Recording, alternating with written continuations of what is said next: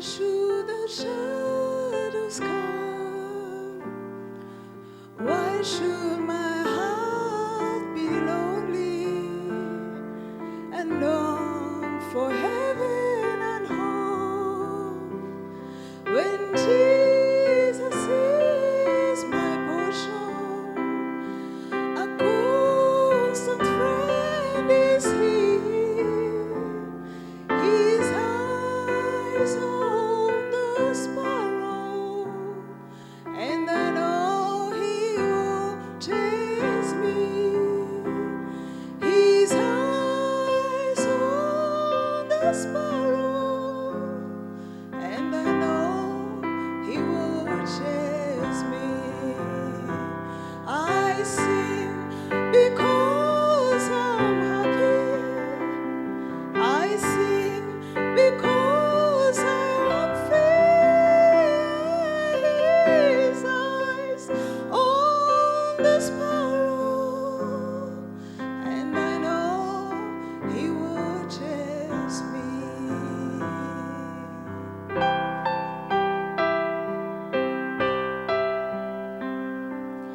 Let no heart be troubled, and rest on His goodness, and now I lose my doubt and fear. Though by the path He leads, but one step I may see. His eyes on the sparrow, and I know He will chase me. His eyes on the sparrow, and I know He will chase me. I sing because I'm happy. I sing because I am free. His eyes on the sparrow, I know He will chase me. Whenever I am tempted, whenever clouds arise, when souls give place to sighing, when hope within me dies, I draw the closer to Him. From care He sets me free. His eyes on the sparrow, and I know He will chase me. His eyes on the sparrow, and I know He will chase me. I sing because I'm happy. I sing because I am free. His eyes on the sparrow, and I know He will chase me.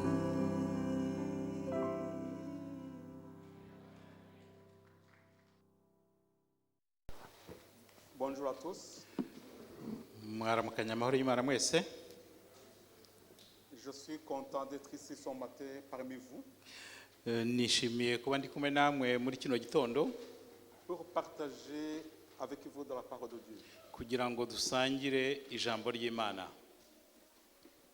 Avant d'aller plus loin, Mbere yuko turyinjiramo cyane, j'aimerais quand même vous dire que nous traversons des moments difficiles. ndagira ngo mbabwire yuko turi kunyura mu bihe bikomeye.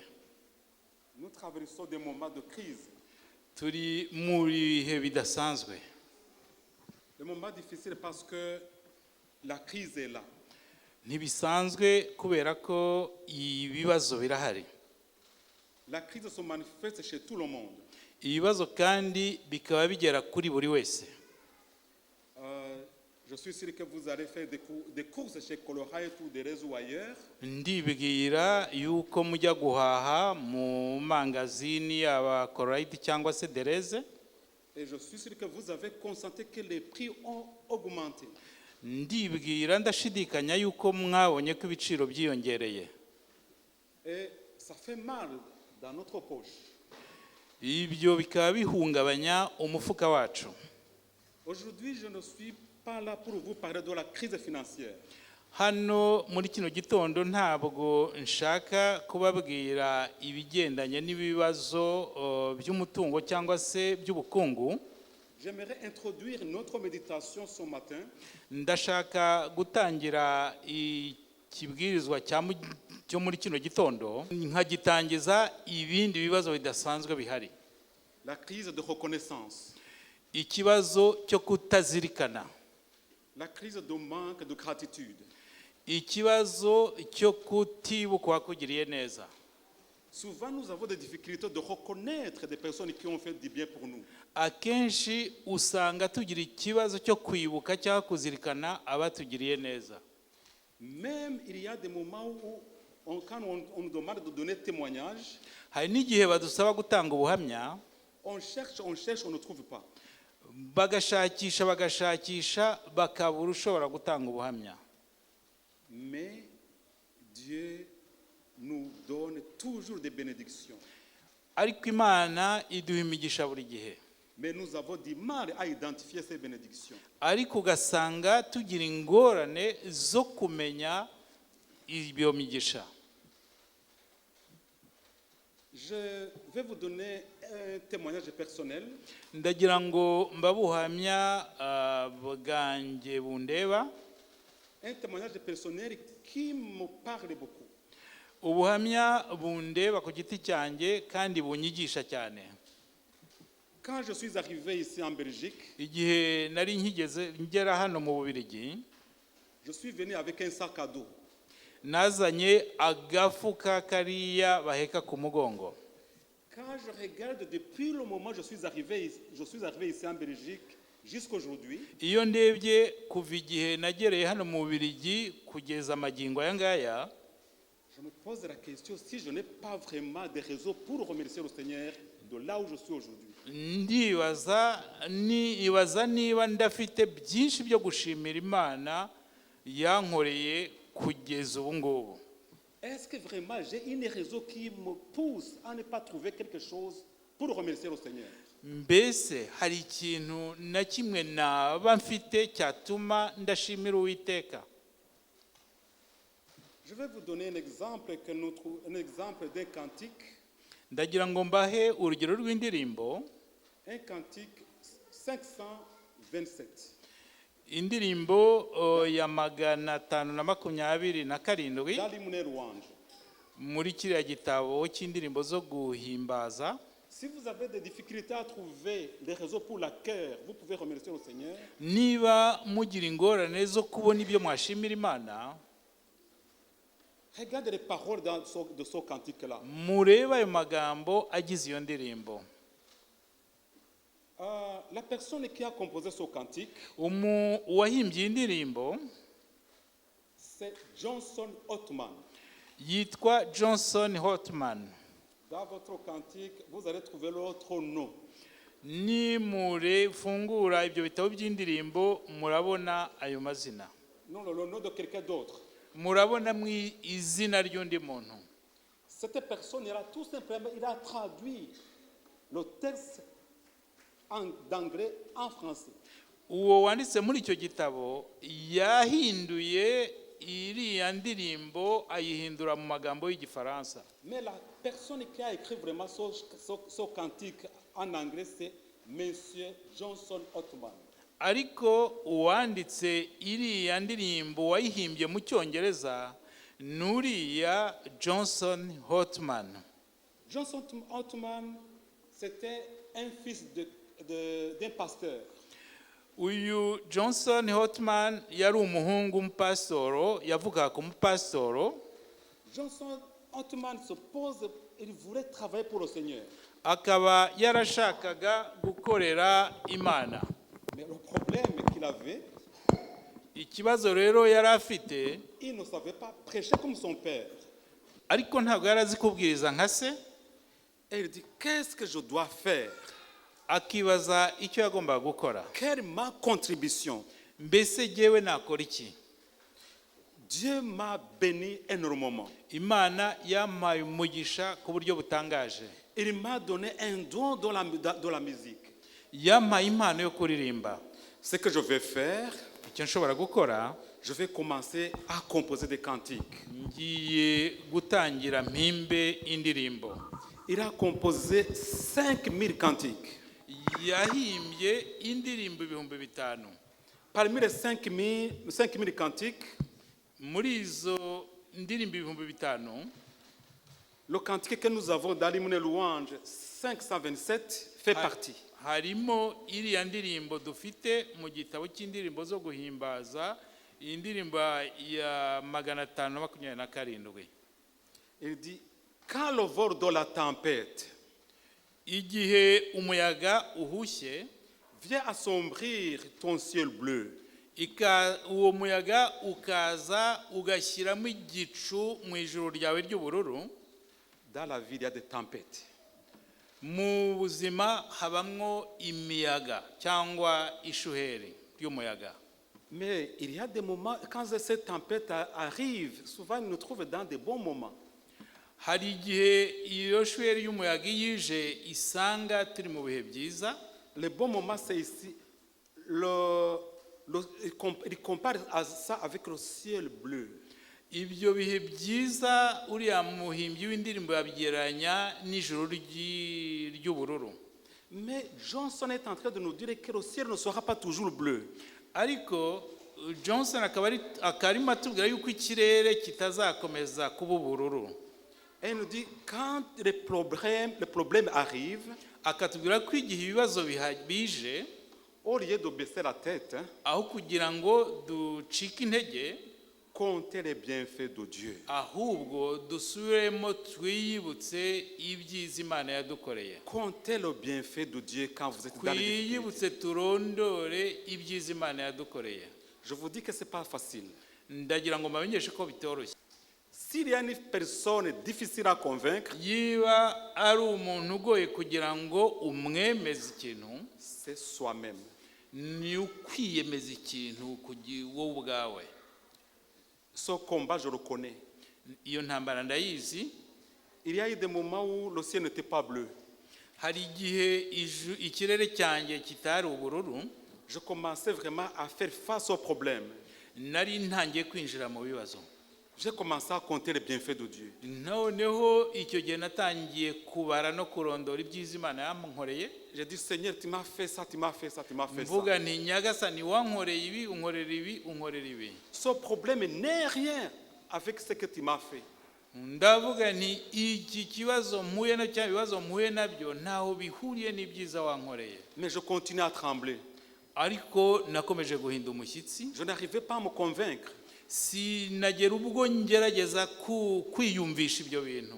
Mais c'est bien quand même de compter les bienfaits de Dieu. Ariko uko byari bimeze kose nagerageje gukomeza kubara ibyiza Imana yankoreye. Le refrain de ce cantique dit, comptez les bienfaits de Dieu. Icyo gusubiramo kiriya ndirimbo kiravuga ngo ubare urondora ibyiza Imana yagukoreye. Mets-les tous devant tes yeux. Kandi byose ubikurura ubizana imbere y'amaso yawe. Mets-les tous devant tes yeux. Byose ubizana ubikurura ubishyira imbere y'amaso yawe. Tu verras, uzabona, en adorant, uri muhimbaza, combien le nombre en est grand. Ukuntu iby'Imana yagukoreye ari byinshi cyane. Johnson est en train de nous dire que nous voyons les bienfaits de Dieu quand nous sommes en train d'adorer. Johnson ari kutubwira yuko ibyiza Imana yadukoreye tubibona turimo tuyiramya. Deuxième strophe dit, quand sur la route glissante, ni mu gice cya kabiri turavuga ngo niyo umuhanda cyangwa inzira yaba inyerera, la route de la vie n'est pas toujours bonne. umuhanda cyangwa inzira y'ubuzima ntabwo buri gihe aba ari nziza cyangwa aba ari mwiza uwo muhanda. Il nous dit que tu chancelles sous ta croix. Ça dit, tu as des problèmes, mais tu ne trouves pas la solution. avuga ati igihe ugenda udandabirana munsi y'umusaraba, ashaka kuvuga yuko ari igihe uhura n'ibibazo ukabura igisubizo. Jean nous dit, pense à cette main puissante qui t'a béni tant de fois. Johnson akatubwira ati utekereze kuri kiriya kiganza gishobora byose cyaguhaye umugisha inshuro nyinshi. Si tu perds dans le voyage, niba mu rugendo unyuramo utakaje, plus d'un cher et du trésor, ugatakaza umutungo uhenze cyane, il nous invite à penser au divin héritage. araduhamagarira kugira ngo tujye dutekereza, iyo bigenze kugira tujye dutekereza ku murage wera. Quatrième strophe. Igice cya kane, Bénis donc, bénis sans cesse son Père. usingize uhimbaze kandi ushime uwo mubyeyi, Le Père qui répand sur toi la richesse de son merveilleux amour. uwo mubyeyi ugusesekazaho ubukungu buva mu rukundo rwe. Nous avons un autre exemple biblique que je souhaite partager avec vous. Dufite urundi rugero tubona muri Bibiliya nifuza kubasangiza. C'est le témoignage de Job. Ni ubuhamya bwa Yobu. Job, c'est quelqu'un qui reconnaissait qu'il était béni de Dieu. Yobu yari umuntu wari warahiriwe n'Imana. Et Job nous montre la raison pour laquelle j'ai choisi le titre de notre méditation aujourd'hui. Uru rugero rwa Yobu rwatumye mfata inyito y'iki kibwirizwa cy'uyu munsi. Que fais-tu avec tes bénédictions? Ukoresha iki imigisha wahawe? Que fais-tu avec tes bénédictions? Imigisha yawe uyikoresha iki cyangwa uyimarisha iki? On va voir ce que Job a fait. On va voir ce que Job a fait avec ses bénédictions. Turareba icyo Yobu yamajije umugisha we. On va voir comment Job était reconnaissant envers son Seigneur. Turabona ukuntu Yobu yashimiraga Imana ibyo yamukoreye. Je vous invite à ouvrir vos Bibles dans le livre de Job, chapitre 29. Ndagira ngo murebe muri Yobu mu gitabo cya Yobu igice cya 29. Job est pratique. Yobu yashyiraga mu bikorwa amagambo. À partir du verset 12. Kuva kuri uriya murongo wa 12, Yobu igice cya 29. C'est Job lui-même qui le dit. On va voir ce qu'il a fait. Yobu ni ubyivugira. Turabona uko yabigenje. Car j'ai sauvé les pauvres qui imploraient du secours. Yuko nakizaga umukene utaka n'imfubyi nayo itagira gifasha. Et il nous parle qu'il a sauvé le pauvre qui implorait du secours. Aratubwira ko yafashaga umukene wari ukeneye ubufasha. Ici c'est pratique. Ibi ni ibintu nibikorwa. Il nous donne le témoignage de ce qu'il a fait. Ari kuduha ubuhamya bw'ibyo yakoze. Il était là pour les pauvres. Yarahari yabereyeho abakene. C'est pas seulement les pauvres. Ntabwo ari abakene gusa. L'orphelin qui manquait d'appui. N'utari ufite umushyigikiye. L'orphelin. Imfubyi. Il était là pour les orphelins aussi. Yaberagaho imfubyi. Et Job, le verset 15. Ku murongo wa 15. Non, verset 13 d'abord. Ku murongo wa 13 nako. La bénédiction du malheureux venait sur moi, je remplissais de joie le cœur de la veuve. N'uwendaga gupfa wese yansabiraga umugisha kandi ngatuma umutima w'umupfakazi urimbishwa no kunezerwa. Uririmbishwa no kunezerwa. On a vu qu'il était là pour les pauvres. Twabonye ko yabereyeho abakene. Il était là pour les orphelins. Akaberaho imfubyi. Il était là pour les veuves. Yaranabereyeho abapfakazi. La liste continue. Verset 15. Urutonde rurakomeza ku nkuru ya murongo wa 15. J'étais l'œil des aveugles et les pieds des boiteux. Nari amaso y'impumyi n'ibirenge by'ikirema. Ça c'est concret. Ça c'est concret.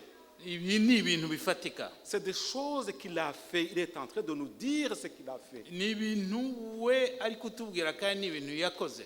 Il nous donne une liste de ce qu'il a fait avec ses bénédictions. Aratubwira ukuntu araduha urutonde rw'icyo yakoresheje imigisha ye. Il continue, la liste continue au verset 16. Ku murongo wa 16 turabona ko akomeza kubirondora. J'étais le père des misérables.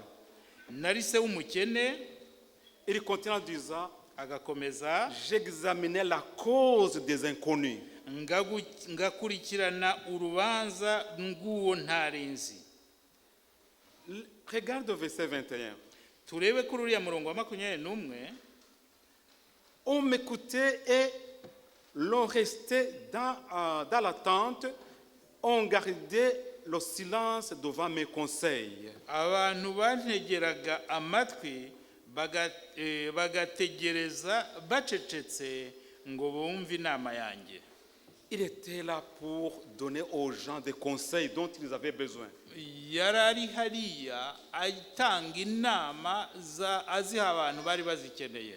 Verset 22. Ku murongo wa 22. Après mes discours, nul ne répliquait et ma parole était pour tous une bienfaisante rosée. Iyo namaraga kuvuga ntacyo basubizaga, ibyo mvuze bikabatonyangaho. Ma parole était pour tous une bienfaisante rosée. Ijambo ryanjye ryose ryaberaga bose ibyiza.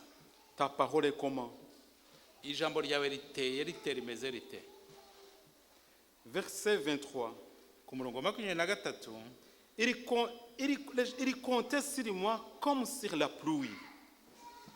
Les gens comptaient sur lui. Abantu bari bamwizeye cyangwa bamutegerejeho nk'abategereje imvura.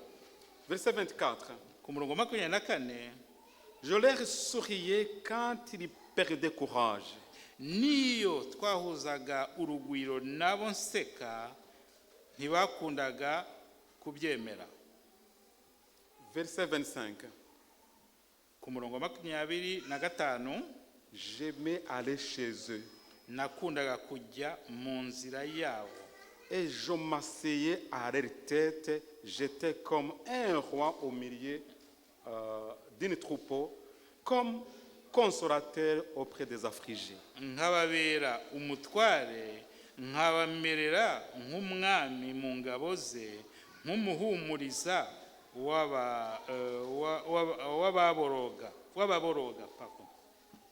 Il était là pour consoler des personnes affligées. Yarari hariya kugira ngo ahumurize abantu bari bafite ibibazo.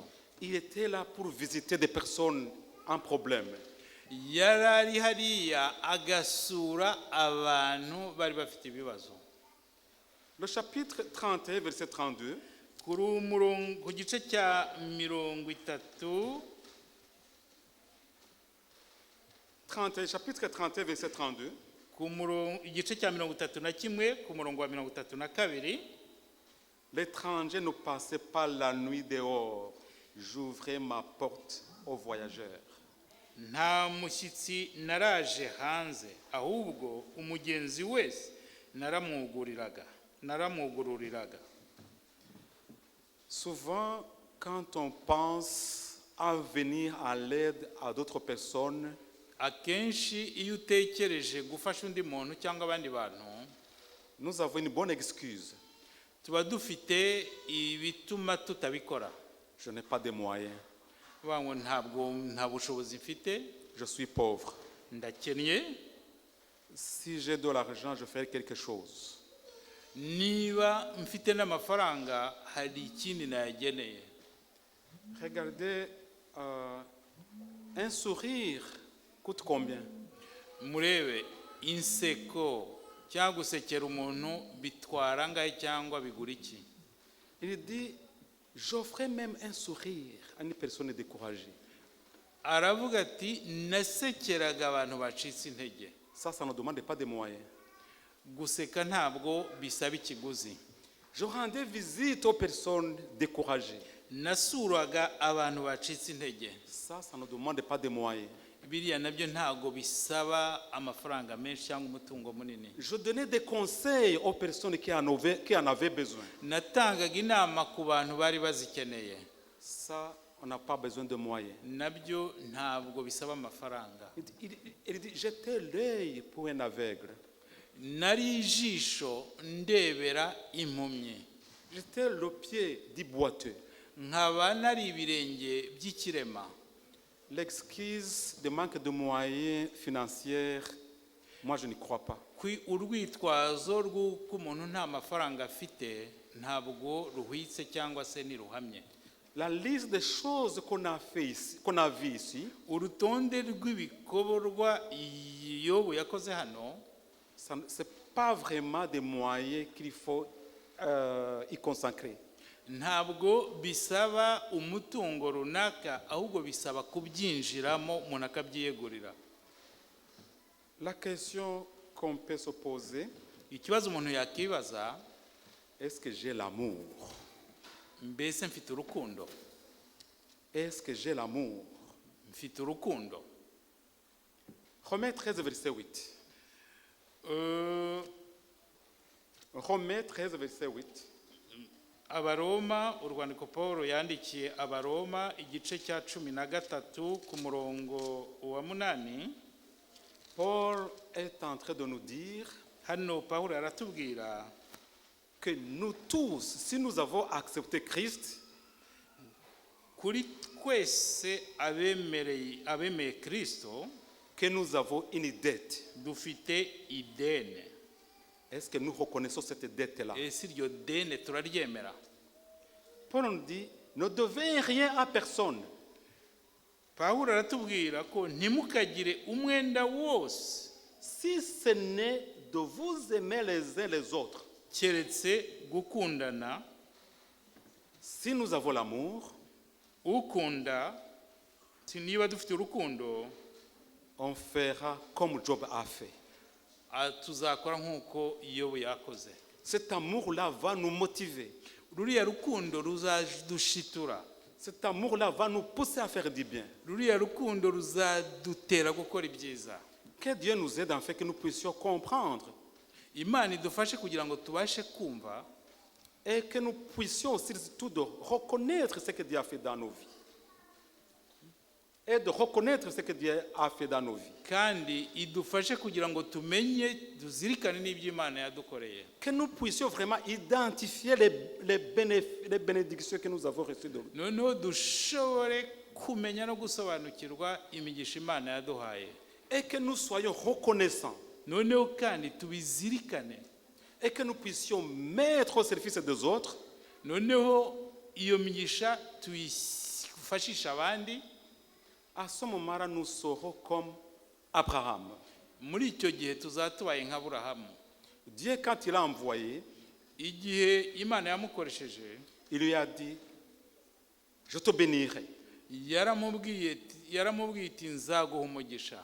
Et tu seras une source de bénédiction pour les kandi uzaba isoko y'umugisha ku bandi. Que Dieu nous aide en fait que nous puissions être comme Abraham, une source de bénédiction pour des personnes autour de nous. Amen. Imana idufashe kugira ngo tubashe kuba nka Aburahamu, tubere imigisha abatuzengurutse bose. Prions. Notre Dieu, notre Père, nous te sommes infiniment reconnaissants. Reconnaissants, Seigneur, parce que tu nous as vraiment bénis. Seulement, nous n'avons pas pris le temps d'analyser et de réaliser combien tu es beau envers nous. Notre Dieu, notre Père, aujourd'hui, nous venons de voir un bon exemple de Job. Job, il a reconnu combien tu es bon et il a fait de bonnes choses. Nous te demandons, Seigneur, de réaliser, nous te demandons nous aussi de réaliser combien tu es beau et que nous puissions, Seigneur, te dire merci. Que notre merci puisse se traduire par nos œuvres. Au nom de Jésus, nous t'en prions. Amen.